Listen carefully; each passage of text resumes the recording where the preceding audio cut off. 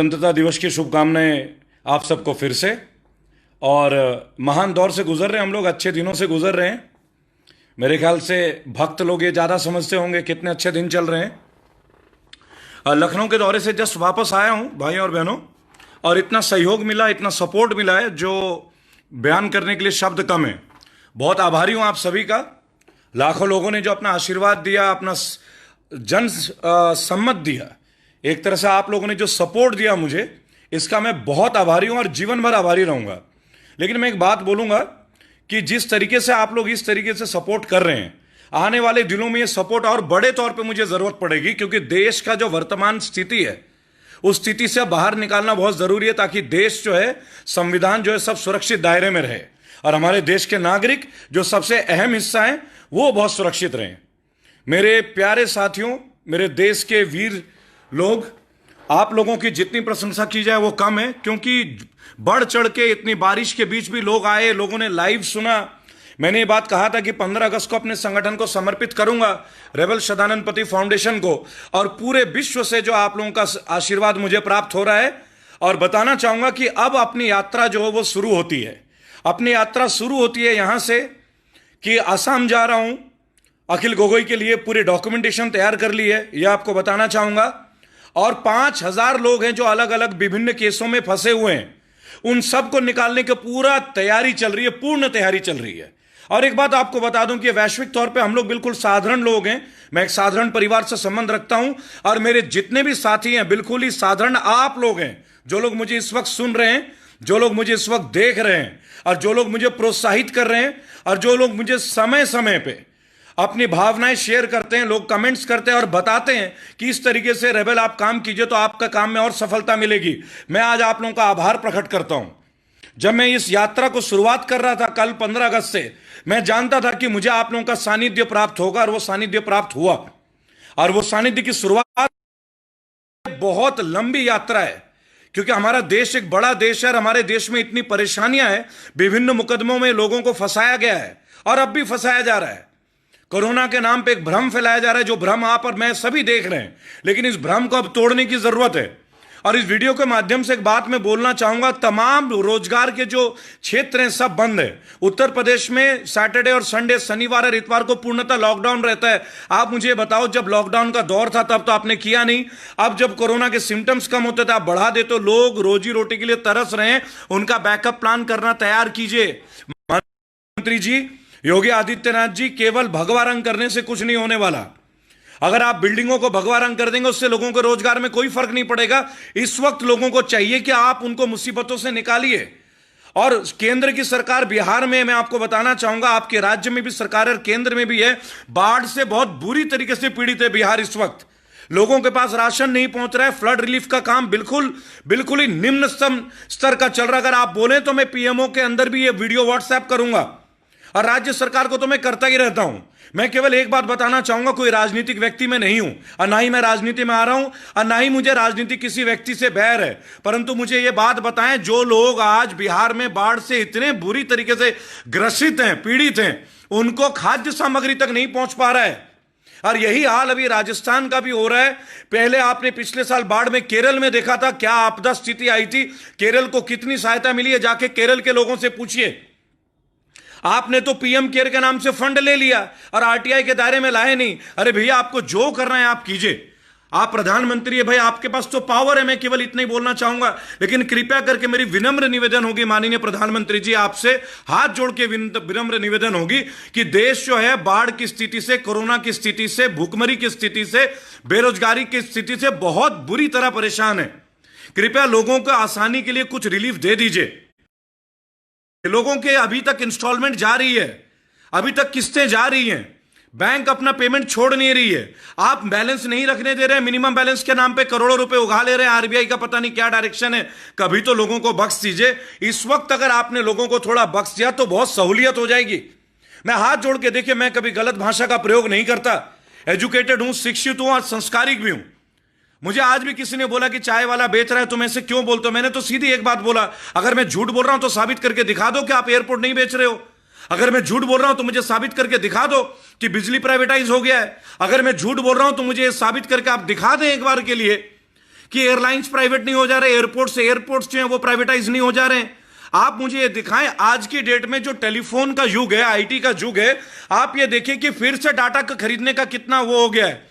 जैसे आपके बुरे दिन आए, ये अच्छे दिन नहीं है, जनता के बुरे दिन है। आप ये देखें कि हर आदमी को आज रिचार्ज कराना पड़ रहा है। पहले आपने आदत दे दी, दूसरी अब आप लोगों से उगाही करना शुरू कर दी, एक झटके में मोबाइल के टैरिफ बढ़ा दिए, सब तरह की कीमतें बढ़ा दी, पेट्रोल की कीमतें बढ़ा दी, लेकिन आपने कुछ सहूलियत नहीं दी। लोगों पे अत्याचार हो रहा है, आप कृपया इस बात को थोड़ा सा समझें। और मैं एक बात बोलूंगा, जेलों में इतने लोग जो बंद हैं, इतने लोग जो बंद हैं, ये जो एक्टिविस्ट बंद है, इन एक्टिविस्ट के ऊपर थोड़े रहम कीजिए। वैसे भी मैं एक बात आपको बोलूंगा, हम तो लड़ाई शुरू कर रहे हैं। मैंने बोला है ना 5000 एक्टिविस्ट हैं, एक आध नहीं, एक का नाम लूंगा तो बाकी 49,999 का जो है ना, 4999 लोगों का नाम मैं खराब नहीं करूंगा एक व्यक्ति के लिए, क्योंकि किसी को ख्याति मिल जाती है, किसी को ख्याति नहीं मिलती। लेकिन उन एक्टिविस्टों को अब जेल से निकालने का काम शुरू हो चुका है। असम के मेरे वीर साथियों, मैंने आपसे कहा है कि इस महीने के अंत तक मैं असम आ रहा हूं, उससे पहले मैं बिहार आ रहा हूं। बाढ़ की जो स्थिति है, बाढ़ पीड़ित क्षेत्र में जा रहा हूं, वहीं से लाइव होऊंगा। आप जानते हैं कि रेबल हमेशा आप लोगों के बीच में आके लाइव होता है। आज तक ऐसा नहीं हुआ कि मैं बंद कमरे में आके लाइव होता हूं। कल मैं लखनऊ था और मैं गांधी मैदान में चाहता था इस चीज को करना, लेकिन मुझे लखनऊ में परमिशन नहीं मिली। लगातार मैं प्रयास कर रहा था, भाई आप लोग अपने सरकारी कार्यक्रम कर सकते हो, और एक भारतीय नागरिक अगर अपनी भावना को जन समर्पित करना चाहता तो आपको आपत्ति है। क्यों भाई, ऐसा क्या डर लग जाता है आप लोगों को? किस बात का डर है आपको? अगर आप कुछ गलत करते हो तभी तो आपको डर लगता है ना। केंद्र में आपकी सरकार, विभिन्न राज्यों में नहीं है, कैसा डर है? अरे जो जीवन में अच्छा काम करेगा वो किसी से भयभीत नहीं होगा। मैंने कल आप लोगों से एक रिक्वेस्ट किया था भाई और बहनों कि आप गाय को राष्ट्रीय सम्मान घोषित कर दें, ताकि फिर कोई हिंदू मुसलमान का युद्ध जो है वो गाय माता गौ माता के ऊपर ना हो। सड़कों में लोग गाय को छोड़ देते हैं, जब तक दूध देती है तब तक पालते हैं, फिर सड़कों में छोड़ देते हैं। विभिन्न लोगों के एक्सीडेंट होते हैं सड़कों में, तब कोई झांकने नहीं आता। लेकिन नहीं, गाय के नाम पे इतना मारकाट मचा। देखिए, मैं एक भारतीय नागरिक हूं, हर भारतीय नागरिक का दर्द को समझता हूं, शायद आप लोग भी समझते होंगे। मैंने इसीलिए एक बात उठाई आप लोगों ने मुझे सलाह दी, आप लोगों ने मुझसे कहा कि रेबल आप ये देश के सामने इस मुद्दे को रखो, और मैं आज पुनः कहता हूं इस बात को पुनः। और वर्तमान में जो सरकार है, ऐसा लगता नहीं कि किसी भी राज्य सरकार में उनका तालमेल है। ऐसा महसूस होता है कि कोई भी राज्य सरकार किसी भी मामले में, जहां बीजेपी की सरकार है, पूर्णतः फेल है, पूर्णतः। जहां भी ये है, एक आध स्टेट की मैं बात ही नहीं करूंगा। बिहार में तो इन्होंने पिछले साल भी बेहाल कर दिया था, जब पटना में पानी घुस गया था तो नीतीश जी 1 महीने तक निकल ही नहीं पाए थे, अस्पतालों में बेड तैर रहे थे। इन्होंने कहा यह नेचुरल कैलामिटी है। ठीक है भाई, बाढ़ जो है वो नेचुरल कैलामिटी है, लेकिन आपका जो प्रबंधन है, आपका जो सिस्टमेटिक अप्रोच है, आपका जो रेस्क्यू ऑपरेशन है, वो तो नेचुरल कैलामिटी नहीं है ना। आज इतने बड़े, आज मुझे आसनसोल से फोन आया, जहां के सांसद हैं बाबुल सुप्रियो, और वहां के बीजेपी के लोग हैं जिन्होंने मुझे कॉल कर कहा कि बाबुल सुप्रियो तो कोरोना में कभी नजर ही नहीं आते। क्यों भाई बाबुल सुप्रियो जी, इतने बड़ी बड़ी ढींगे हाँकते थे आप क्यों नहीं आते लोगों के बीच? आपकी एक तस्वीर भी नहीं आई पूरे कोरोना काल में। क्या हुआ, गाना गा रहे थे क्या? फिर से फिल्म इंडस्ट्री में चले गए गाना गाने? वैसे आप सांसद बन जाते हैं। भाइयों और बहनों, आज मैं केवल आप लोगों को धन्यवाद देना चाहूंगा। आप लोगों ने मेरा मनोबल बढ़ाया।